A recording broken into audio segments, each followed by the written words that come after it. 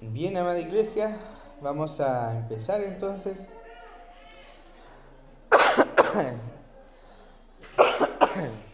Perdón, este quinto ya estudio del libro de los Hechos.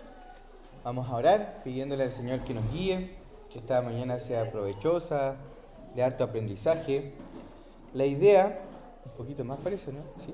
La idea es que a través de este estudio del libro de Hechos usted pueda crecer en el entendimiento de este libro, pero también en el entendimiento del plan redentor de Dios, ¿ya? Tener una panorámica. Hechos nos ayuda mucho para eso. Tener una panorámica del plan eterno del Señor realizado en la historia, ¿ya? Y también nos sirve para sacar molde de cómo estudiar otros libros. Porque esto mismo que estamos haciendo aquí con este libro se puede hacer con otros libros, ¿ya? Así que es muy bueno poder profundizar en un libro, estudiarlo más. Así que, dicho eso, vamos a orar pidiéndole al Señor que nos guíe en esta mañana. Padre bendito, te damos gracias por tus misericordias que se renuevan cada mañana. Gracias, Señor, porque podemos reunirnos como hermanos a aprender de tu palabra, a beber de aquella agua viva, a deleitarnos en aquella miel que destila del panal. Gracias, Señor.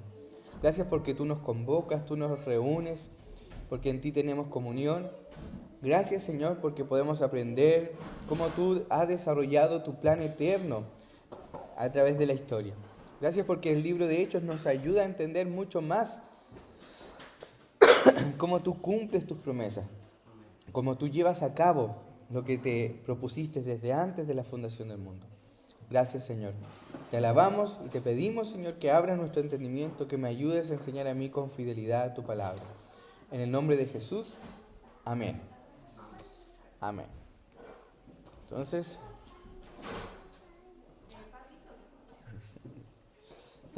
hoy día estamos a 22. Vamos a ver un breve trasfondo teológico del libro de Hechos, ¿ya?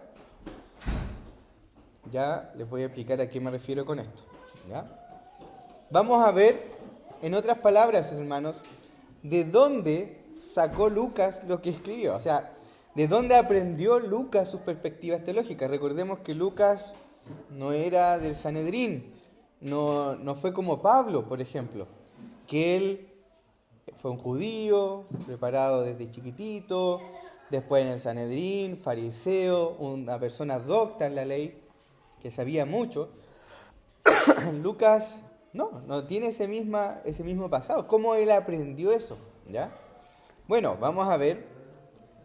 Al ser discípulo de Pablo, uno podría entender que Pablo le enseñó, ¿ya? Entre otras cosas, pero principalmente no nos vamos a centrar en Lucas, sino que nos vamos a centrar en Hechos. Uno puede ver, hermanos, cómo hay una conexión entre la teología del Antiguo Testamento y Hechos. O sea, Hechos no es un libro desconectado del Antiguo Testamento. Está conectado. Es más, está muy bien conectado y nos ayuda a entender lo que viene antes como lo que viene después. Entonces, vamos a ver esto. En segundo lugar, un tema que resuena muchas veces en el libro de Hechos y en general en la Escritura es el tema del reino de Dios. ¿Qué entendemos por reino de Dios? ¿Cómo se desarrolla el reino de Dios? ¿Cómo se inauguró? ¿Cómo se va a consumar? Bueno, la Biblia nos enseña una perspectiva acerca del reino de Dios, pero en los tiempos de Jesús habían otras perspectivas, ¿ya? Que influenciaron a los grupos que estuvieron en contra de Jesús, influenciaron a Juan el Bautista, por ejemplo, y vamos a ver la perspectiva cristiana del reino de Dios. O la perspectiva del Nuevo Testamento, ¿ya? Y por último, vamos a ver cómo se relaciona el libro de Hechos con el Evangelio de Lucas, que tiene el mismo autor y que vendría siendo la primera parte. Pero antes de empezar, hermanos, irnos de lleno, voy a hacer un breve repaso de lo que vimos el domingo anterior. Y tratamos de hacer un resumen del libro, ¿ya? Y Hechos, así como otros libros, en sus primeros versículos te da un prólogo, una introducción de cómo se va a desarrollar todo el libro. Y en particular el versículo 8 lo analizábamos, ¿no es cierto? Me seréis testigos en Jerusalén, y después tenemos el desarrollo de la iglesia en Jerusalén, los 8 primeros capítulos. El mismo versículo 8 dice en Judea y Samaria, y después tenemos, ¿no es cierto?, los respectivos capítulos, y por último, y hasta lo último de la tierra. Entonces, este versículo 8 es como un archivo WinRAR, no sé, ¿lo ubican lo que es un archivo WinRAR? Comprimido, y después se va descomprimiendo, ¿ya?, a lo largo de la narrativa.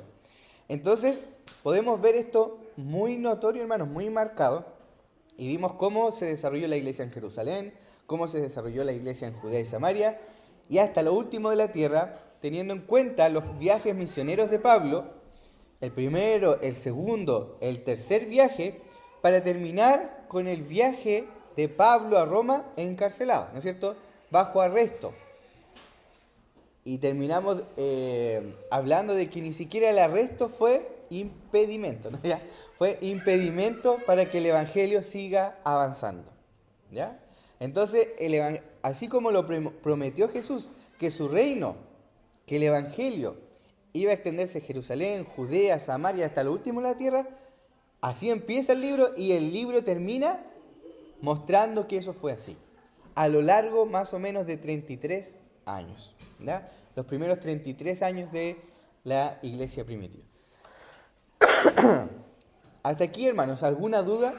¿Algún comentario para iniciar ya de lleno la clase de hoy?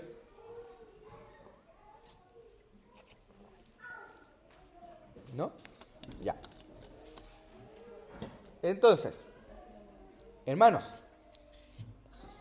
el Nuevo Testamento, podríamos decir que es el comentario del Antiguo Testamento. Usted tiene el Antiguo Testamento y ve cómo cada cultura o cada religión importante de hoy día lo ha interpretado. Cómo interpretan los judíos actuales el Antiguo Testamento es distinto de cómo interpreta un musulmán el Antiguo Testamento y de cómo interpreta un cristiano el Antiguo Testamento. O sea, tenemos las tres religiones más importantes, tenemos todo el Antiguo Testamento, pero cada uno la interpreta distinto. Y para los cristianos, ¿cuál es el libro o cuál es lo que interpreta al Antiguo Testamento? Podríamos decir que es el Nuevo Testamento. Alguien ha dicho, y nuestra confesión también le dice, que la Biblia se interpreta a sí misma, ¿ya?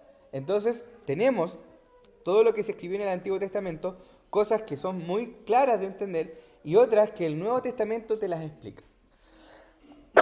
Y ese es el caso, hermanos, del libro de Hechos. Hechos viene a explicar mucho de lo que el Antiguo Testamento profetizó. Hechos lo viene a explicar. Entonces, es importante que Lucas tenga o haya tenido una visión general de la historia de Israel en el Antiguo Testamento. Y vamos a ver brevemente, hermanos, cómo estos panoramas que tenía Lucas impacta todo el libro de Hechos, ¿ya?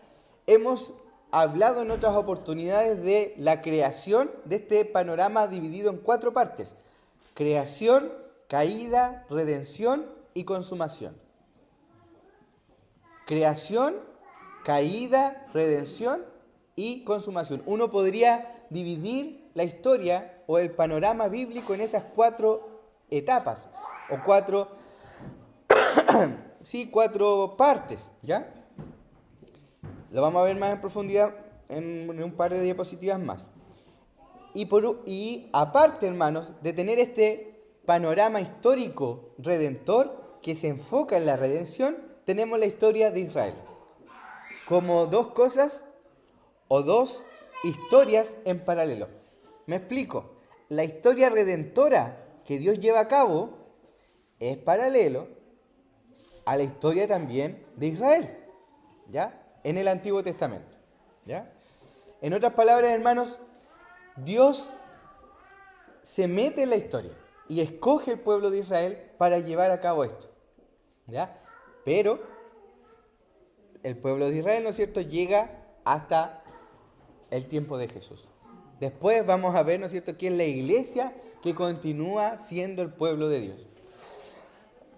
Entonces, vamos a ver cómo Lucas entiende el llamado de Dios a Abraham, o cómo Hechos lo muestra, el éxodo bajo Moisés y el establecimiento de la dinastía de David.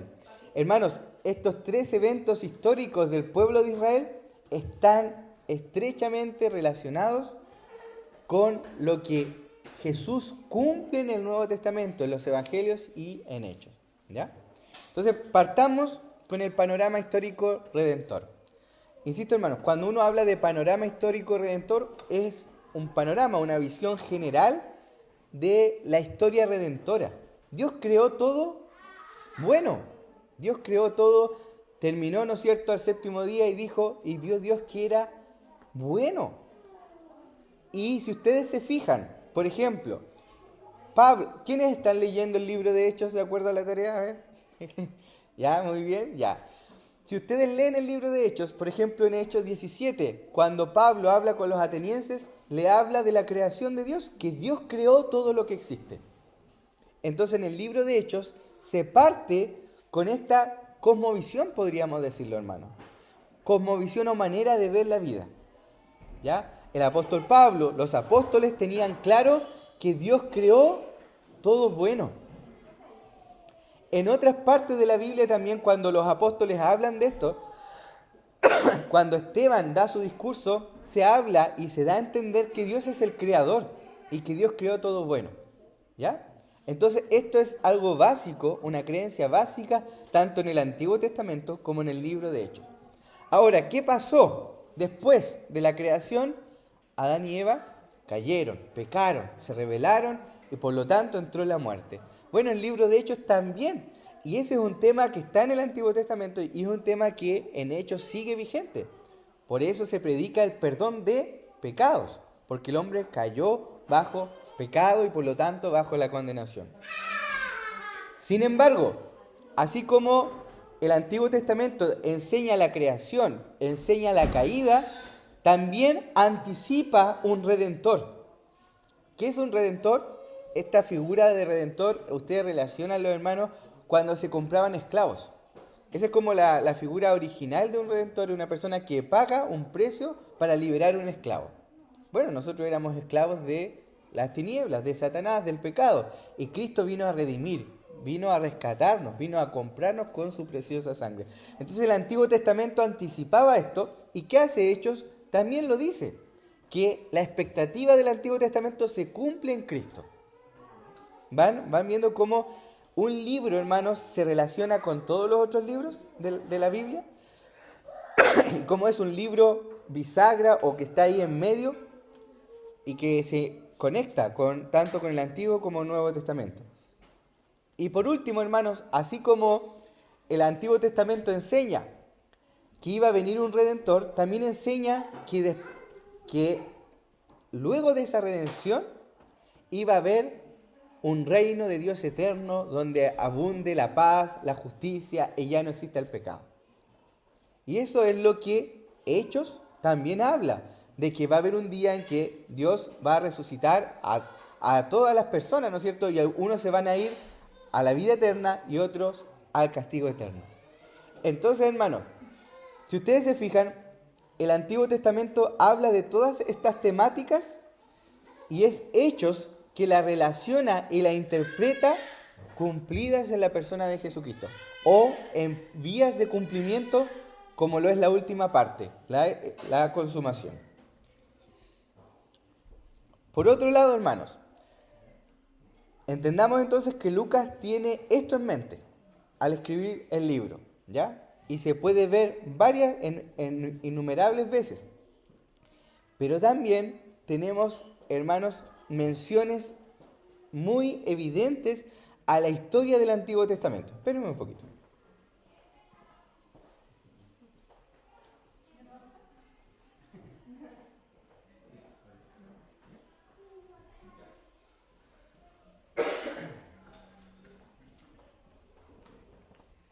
Ahí sí. Entonces, hasta aquí hagamos una pausa. ¿Alguna duda? ¿Se entiende esto, hermanos, del panorama histórico redentor? Para los que han estudiado, por ejemplo, el material del matrimonio, acá en la iglesia hay muchos de ustedes que tienen ese material. Uno puede analizar el matrimonio igual a la luz de este panorama. Cómo fue la creación, cómo lo afectó la caída, cómo ahora en la redención se puede ver y cómo va a ser también en la consumación, ¿ya? Quizás esa parte en el material del matrimonio no lo hemos abordado porque ya, claro, en la consumación ya no vamos a hacer matrimonio, ¿ya? Porque ya vamos a tener las bodas del Cordero. O sea, el matrimonio actual es una imagen, es algo que representa algo que va a ocurrir en el futuro. Entonces, cuando ya eso ocurre en el futuro, ya no es necesario la imagen, lo anterior, la sombra de eso. Entonces, hermanos, en cada área uno puede analizar esto. El Antiguo Testamento lo hace, Hechos lo hace también. O Lucas lo hace y lo muestra en Hechos. ¿Ya? ¿Alguna duda? ¿Algún comentario? ¿No? Ya. Ahora veamos brevemente, hermanos, cómo Lucas interpreta la historia de Israel cumplida en Cristo y en la iglesia. ¿Ya? Esto es muy importante. Por ejemplo, tenemos el llamado de Dios a Abraham. Anita, ¿tú puedes leer Génesis 12 del 1 al 3?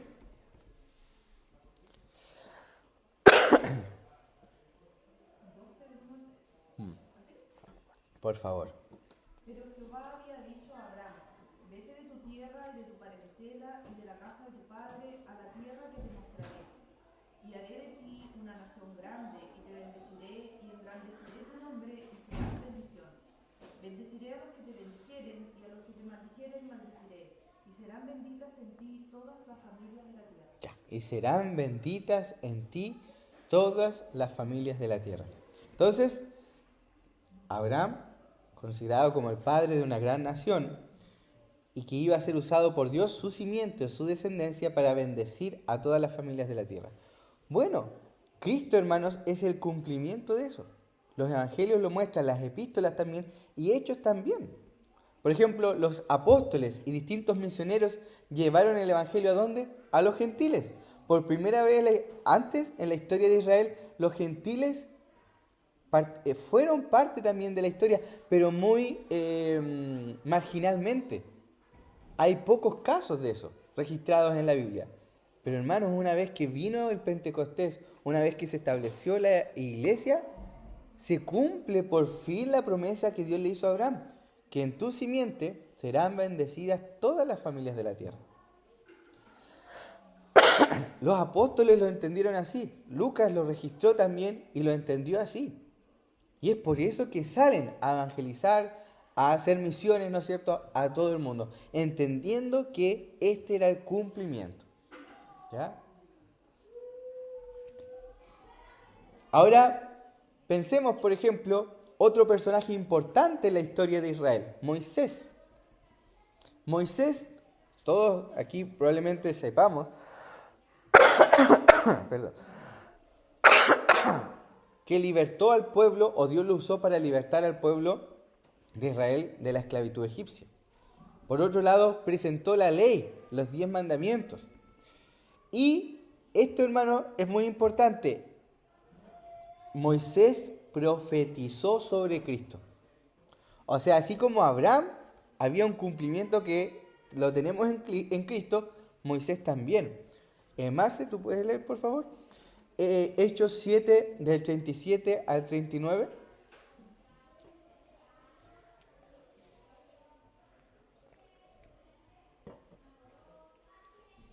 Este Moisés es el que dijo a los hijos de Israel: profeta os levantará el Señor y vuestro Dios de entre vuestros hermanos, como a mí. A él oiréis.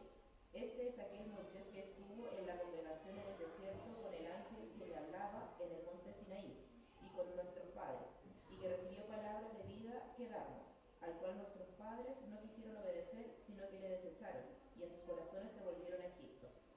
Bien, ¿se dan cuenta cómo Esteban? O sea, primero, cómo Lucas está registrando lo que Esteban creía sobre Jesús, y lo que también él creía sobre Jesús, y lo que la iglesia creía sobre Jesús. O sea, este profeta que iba a venir, que Moisés profetizó, es Cristo. Es Cristo.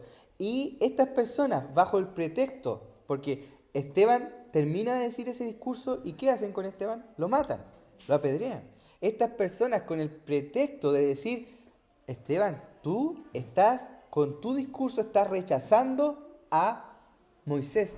Y Esteban le dice, no, todo lo contrario, ustedes están rechazando a Moisés, porque Moisés profetizó de alguien y ustedes están rechazando a esa persona que Moisés profetizó.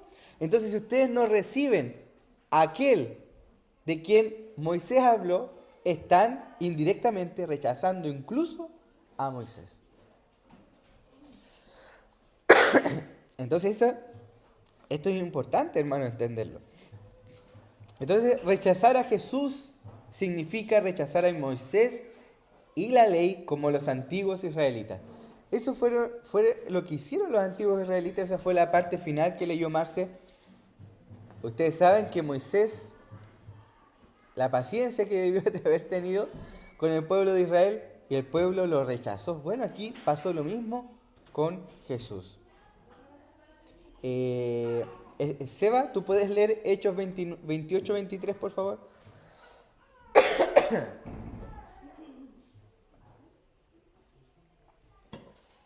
Mientras lo busca, aquí, hermanos, podemos ver la increíble unidad de la Escritura.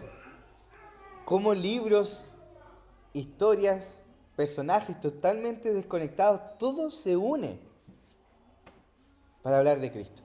Eso no es algo que se pueda explicar solo naturalmente. Ahí está el Espíritu Santo detrás de esto. Por favor, Seba. Y habiéndole señalado un día, vinieron a él muchos a la posada, a los cuales les declaraba y les testificaba el reino de Dios desde la mañana hasta la tarde, persuadiéndoles acerca de Jesús, tanto por la ley de Moisés como por los profetas. Ya. Ese hecho de ahí narra cuando Pablo estuvo encarcelado o bajo arresto domiciliario en Roma. ¿Y qué hacía Pablo con los judíos de Roma?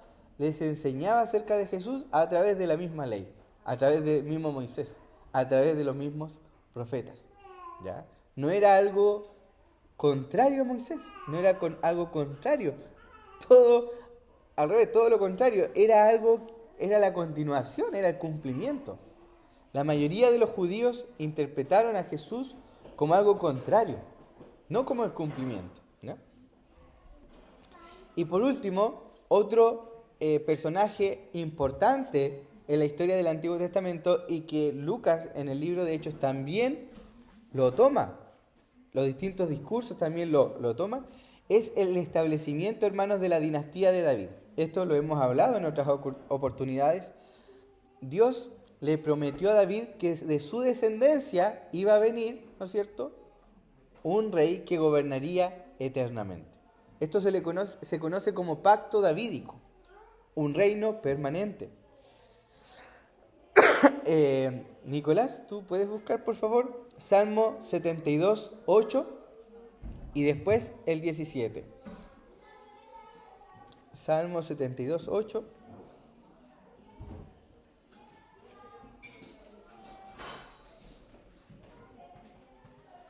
Después, Esteban, tú puedes buscar Hechos 15, del 14 al 18, y Francisco, Amós 9, del 11 al 12. Salmo 72, 8. Por favor. Domine él de mar a mar y este río Éufrates hasta los confines de la tierra. ¿Y el 17? Por favor.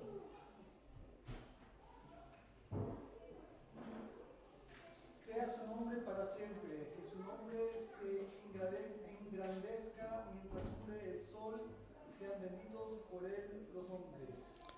Llámenos bienaventurados todas las naciones. Es Jesús, está hablando de Jesús ahí. ¿Y qué ha pasado estos 2000 años de historia? Ha pasado eso. Y ese salmo se escribió ¿cuánto tiempo antes de eso? Entonces, hermanos, podemos ver cómo la expectativa mesiánica se cumple en Jesucristo y tenemos incluso, no solo la Biblia, tenemos la historia para darnos cuenta de ello. Entonces fue a través de su descendiente David que Abraham se transformaría en una bendición para el mundo. ¿Se acuerdan? Primero tenemos a Abraham. De Abraham salió Isaac. De Isaac, Jacob. De Jacob, Judá, ¿no es cierto? Y de Judá nació David, y de David, Cristo. O sea, no me sé toda la genealogía, que son como 50, pero así bien resumido es así, ¿ya? Entonces, Hechos 15 del 14 al 18. ¿Quién lo tenía? Hechos 15. Simón ha relatado cómo Dios al principio tuvo a bien tomar de entre los gentiles un pueblo para su nombre, y con esto concuerdan las palabras de los profetas, tal como está escrito. Después de eso volveré y reedificaré el tabernáculo de David que ha caído, y reedificaré sus ruinas y lo levantaré de nuevo, para que el resto de los hombres busque al Señor, y todos los gentiles que son llamados por mi nombre. Dice el Señor, que hace saber todo esto desde tiempos antiguos. Miren, los apóstoles están interpretando todas estas profecías cumpliéndose en Jesucristo, cumpliéndose en aquella época. Es por eso, hermanos, que aquí está hablando de tabernáculo. Aquí me voy a dar un spoiler. Tabernáculo, templo. O sea, el tercer templo, quizás para algunos puede ser un tema delicado y están esperando la construcción del tercer templo, pero según Hechos, ahí ya está listo. No debemos esperar otro templo. Y si ocurre, es un evento anecdótico, porque ahí está diciendo que el tabernáculo caído se reedificó en esa época. Y bueno, ese tema en particular, hermanos, lo vamos a tratar solo en una clase, más adelante. Así que los dejo ahí con el bichito. ¿Ya? Es un tema controversial porque hay muchos cristianos que amamos, ¿no es cierto? Y que están esperando, ¿no es cierto?, la construcción de un tercer templo y con todo lo que eso implica. Pero según eso y otros pasajes que vamos a analizar, los apóstoles entendieron que eso ya se cumplió. ¿Ya? Amós 9, del 11 al 12. Dice, en aquel día yo levantaré el tabernáculo caído de David, y cerraré sus portillos y levantaré sus ruinas, y lo edificaré como en el tiempo pasado, para que aquellos sobre los cuales es invocado mi nombre, o sean el resto de los Miren, todas las naciones, dice Jehová. esa profecía es la que están citando ahí y que leyó Hechos. Y que acá, ¿no es cierto?, la iglesia interpretó como algo ya cumplido en Jesucristo. Y Hebreos también lo muestra. Y bueno, los otros pasajes que vamos a ver más adelante también lo van a demostrar. Entonces, hermanos, miren, Lucas quería que sus lectores entendieran que Jesús era el heredero de las promesas de Abraham, el profeta al igual que Moisés y superior, como dice Hebreos, y el rey davídico final. Jesús había ascendido a su trono y estaba, ojo con esto, conquistando al mundo a través de la proclamación del Evangelio y el crecimiento de la iglesia, extendiendo su reino de salvación desde Jerusalén a los confines de la tierra, tal como lo había predicho el Antiguo Testamento. Hermanos, ¿qué película más clara podemos tener nosotros de la historia? Podemos interpretar la historia bíblica, la historia en general como esto. Cómo Dios inauguró su reino y cómo todo lo que está sucediendo va camino, ¿no es cierto?, a la consumación, cuando Él venga nuevamente. Entonces, hermanos, esto es importante entenderlo porque nos sitúa a nosotros en un contexto. ¿Se acuerdan cuando Dios liberó a Israel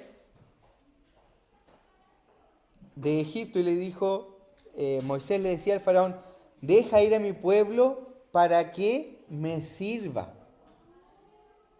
¿Cierto? Bueno, Dios nos libertó a nosotros, hermanos, de la esclavitud del pecado para servirle. Somos parte de su reino. Como embajadores del reino de Dios. Entonces, eso nos habla mucho de nuestra identidad y también de nuestra misión. Y eso nos lleva al tema del reino de Dios. Hasta aquí, hermanos, ¿alguna pregunta? ¿Alguna consulta?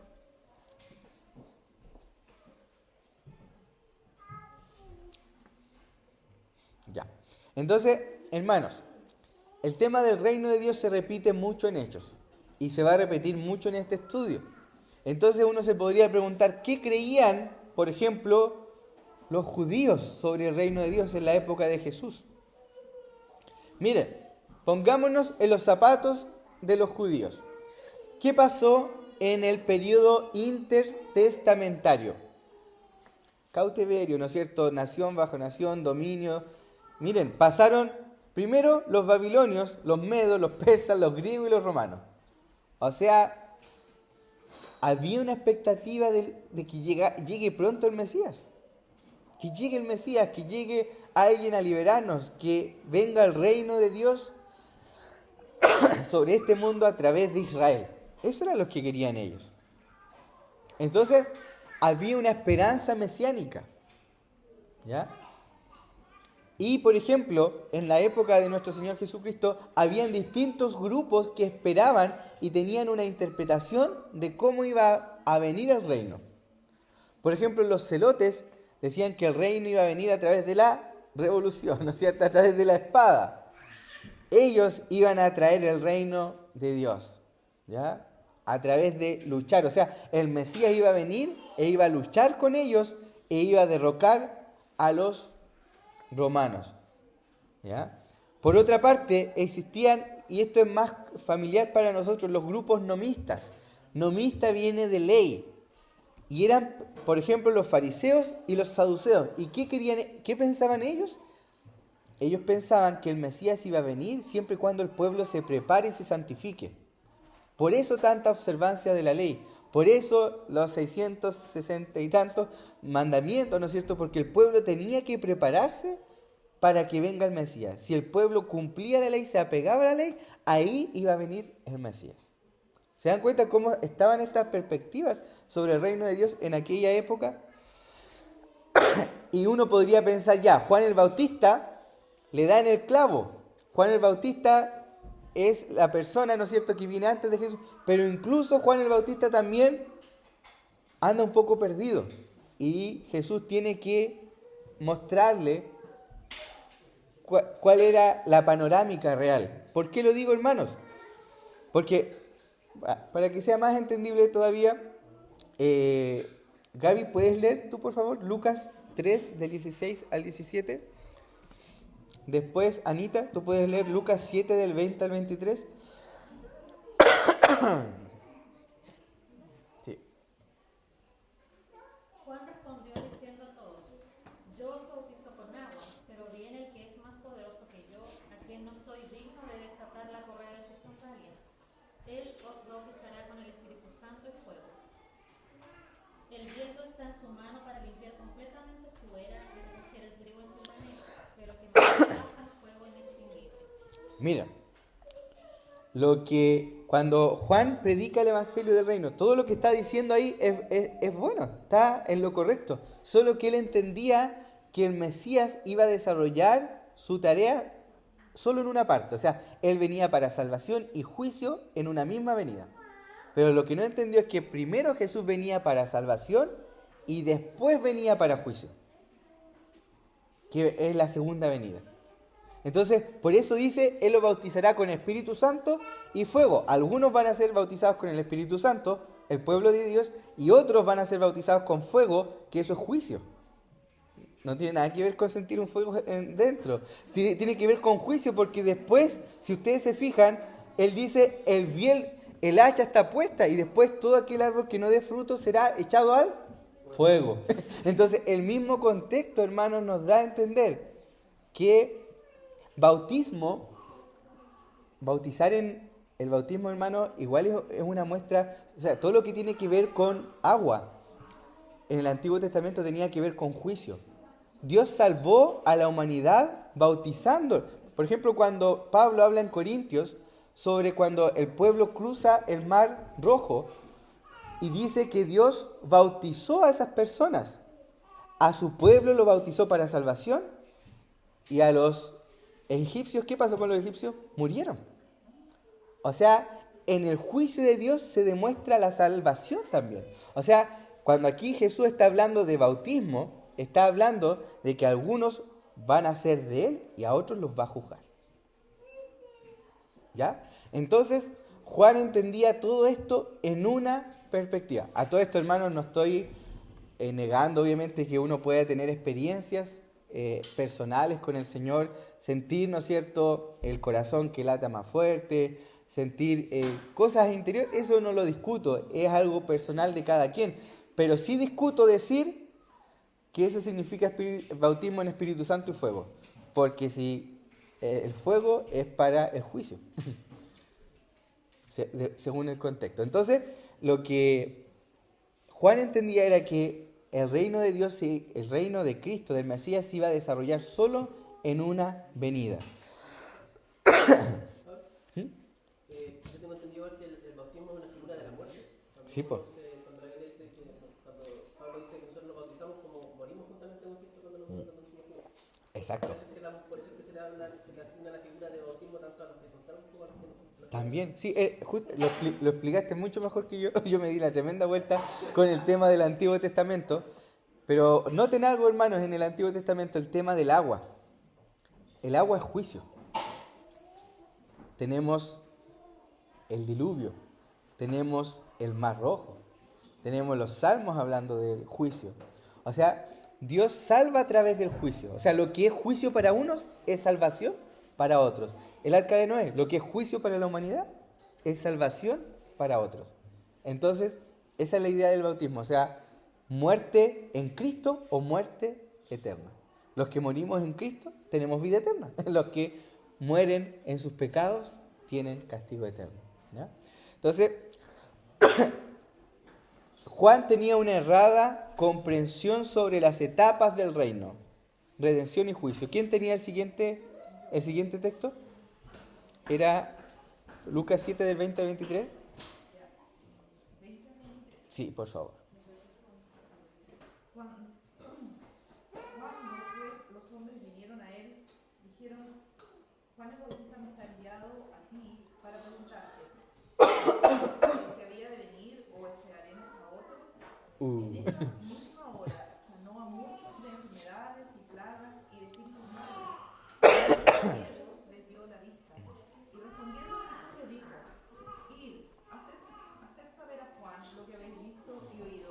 Los ciegos ven, los cojos andan, los leprosos son limpiados, los sordos oyen, los muertos son resucitados, y a los pobres es anunciado el evangelio, y bienaventurados que no haya tropiezo en mí.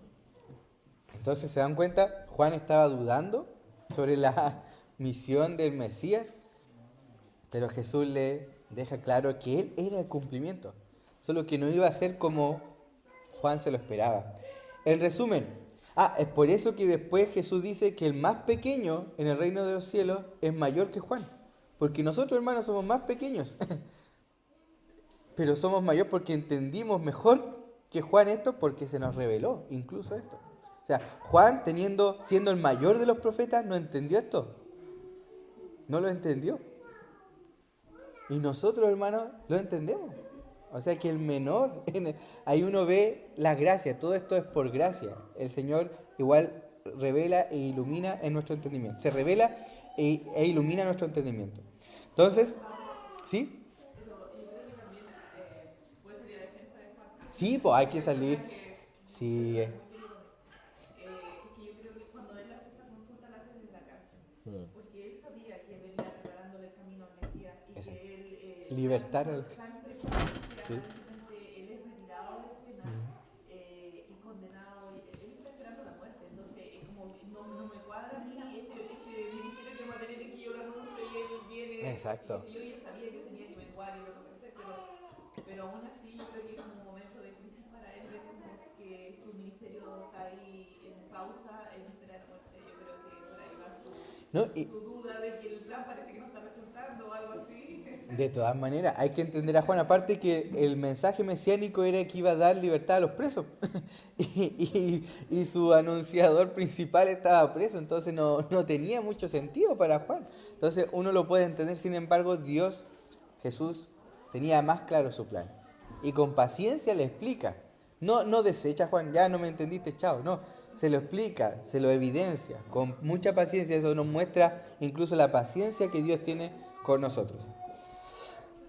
Entonces, hermanos, tenemos las perspectivas del reino de la época de Jesús. Tenemos la perspectiva de Juan, que le faltaba un detalle, ¿no es cierto? Y ahora tenemos la perspectiva mesiánica cristiana. ¿Qué sería?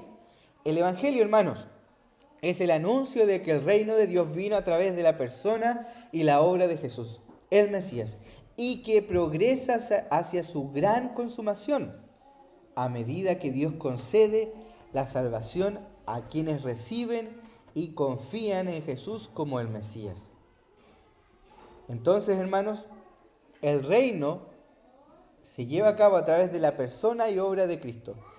Cristo en su primera venida inaugura el reino y en este momento el reino está avanzando hasta que Él en su segunda venida lo consume. Víctor, ¿puedes leer Hechos 2 del 22 al 24? Y después, Marce, tú puedes leer Hechos 2 del 37 al 39.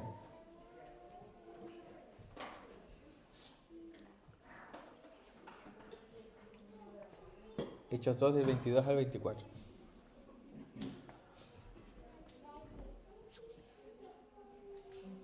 Varones israelitas, oíd estas palabras. Jesús Nazareno, varón aprobado por Dios, entre vosotros con las maravillas, prodigios y señales que Dios hizo entre vosotros por medio de él, como vosotros mismos sabéis. A este entregado por el determinado consejo y anticipado conocimiento de Dios, prendisteis y matasteis por manos de inicuos, crucificándole, el cual Dios levantó, sueltos los dolores de la muerte, por cuanto era imposible que fuese retenido por ello. ¿Hasta el 24? Ya. Y ahora el 37 y 39, Marce, por favor. Estamos en el mismo discurso. Las palabras de Dios traspasaron el corazón de ellos, quienes le dijeron a él y a los demás apóstoles: hermanos, ¿qué debemos hacer? Pedro contestó: cada uno de ustedes debe arrepentirse de sus pecados y volver a Dios y ser bautizado en el nombre de Jesucristo para el perdón de sus pecados. Entonces recibirán el regalo del Espíritu Santo. ¿Qué se ve en estos dos textos, hermanos? En primer lugar, cómo Dios cumple sus promesas en la muerte y resurrección de Cristo y cómo Dios lo establece como Mesías, y después vemos cómo eso progresa. ¿Cómo se ve el progreso del reino de Dios? ¿A través de la guerra o a través de corazones convertidos? O sea, se ve, ¿no es cierto?, el reino, el Mesías resucitado, sentado a la diestra del Padre, gobernando. ¿Y cómo se ve luego el avance? Gente convirtiéndose al Señor. Entonces, hermanos, hasta aquí, ¿alguna duda? ¿Alguna consulta? ¿Les hace sentido entonces, hermanos, conectar este libro de Hechos con todo el panorama redentor y con el cumplimiento de las profecías del Antiguo Testamento? Y cómo Lucas es intencional y muy metódico en dar esto a conocer, en dejarlo claro. Hermanos, esto es para sorprendernos, maravillarnos de la unidad de la Escritura, para también maravillarnos de cómo Dios cumple sus promesas y cómo el Señor, hermanos, sigue sentado a la diestra del Padre, guiando a la iglesia, su reino avanza y avanza, y nosotros somos parte de eso.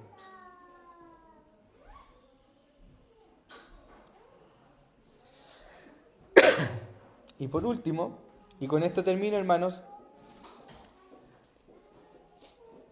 el libro de Lucas o el Evangelio de Lucas está totalmente conectado con el libro de Hechos. Esto ya lo había dicho antes, por eso lo voy a pasar más resumido, ¿ya? El Evangelio de Lucas prepara el libro de los Hechos. Y el reino de Dios se ve en ambos libros. El reino de Dios, miren cuando Jesucristo dice, arrepentíos y convertíos porque el reino se ha acercado. O sea, tenemos ahí la llegada del reino, la inauguración del reino. Y después Jesús resucitado, el reino avanzando.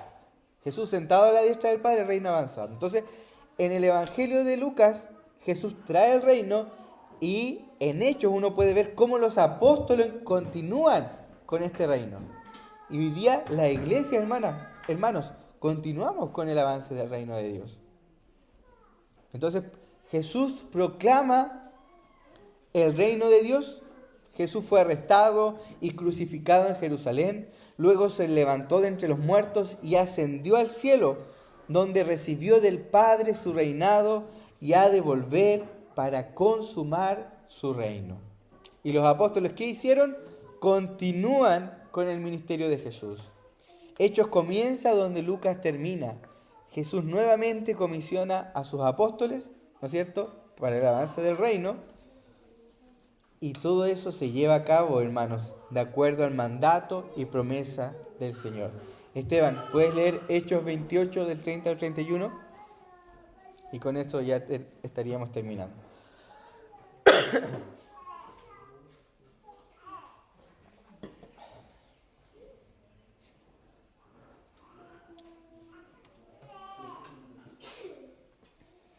Y Pablo se quedó por 2 años enteros en la habitación que alquilaba y recibía a todos los que iban a verlo, predicando el reino de Dios. El reino de Dios, ¿ya? Y enseñando todo lo concerniente al Señor Jesucristo con toda libertad, sin estorbo. Hermanos, entonces, Lucas tenía una perspectiva teológica que armonizaba con toda la revelación, con toda la escritura. Por eso es importante el libro, hermanos. Importante también nuestro estudio. Muestra, hermanos, la continuidad con el Antiguo Testamento. Se enfoca en el tema del reino de Dios. Uno puede ver la unidad y uno podría preguntarse, y con esto quiero que se queden, ¿cuál es el mensaje de Hechos para hoy? Hermanos, Cristo continúa reinando. Él continúa y Él sigue estando sentado a la diestra de Dios Padre Todopoderoso. Y Él sigue guiando a su iglesia para que su reino avance. Eso nos enseña, insisto, tanto nuestra identidad como nuestra misión. Entonces renovemos nuestra mente, hermanos, con este pensamiento, sabiendo, hermanos, que somos parte de su reino y nuestra misión es que su reino avance a través de la proclamación del Evangelio y a través de enseñar, discipular a toda lengua, pueblo y nación. Eso, mis hermanos. ¿Algún comentario, alguna duda, consulta para finalizar? ¿No? Ya, oremos. Gracias, Señor, por este tiempo que tú nos permites meditar en tu palabra, en el libro de Hechos. Permite, Señor, que este estudio, este aprendizaje, no solo sea más información para nuestros cerebros, sino que también alimente nuestro ser, nuestra mente, Señor, nuestro corazón, y tengamos clara nuestra misión aquí, Señor, para no perder el tiempo, para no ser malos administradores. No queremos ser malos mayordomos o mayordomos infieles, administradores infieles de lo que tú nos has dado. Señor, danos obediencia, amor por tus mandatos, por tu reino. Que, Señor, lo primero que sea en nuestra vida, que la prioridad sea el reino de Dios y tu justicia, sabiendo que todas las otras cosas vienen por añadidura. Gracias, Señor. Todo esto te lo pido en el nombre de Jesús. Amén. Amén, hermanos.